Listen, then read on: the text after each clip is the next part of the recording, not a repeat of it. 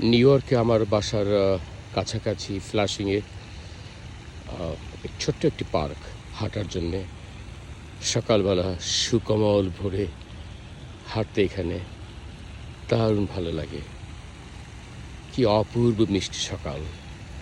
বাংলাদেশ থেকে নদীর ওপারে গাছগাছালির চূড়ো দিয়ে সূর্যটা ডুবে কেবলই নিউ ইয়র্কের সকালে উঠছে এখন। তার স্বর্ণালী আলোতে নিউ ইয়র্কের পূব আকাশ ভরে গেছে। কি অপূর্ব সকাল। ফজরের পরে এই সকালটা আল্লাহর বিশেষ এক নিয়ামত। কি অপূর্ব। সুবহানাল্লাহ, আলহামদুলিল্লাহ।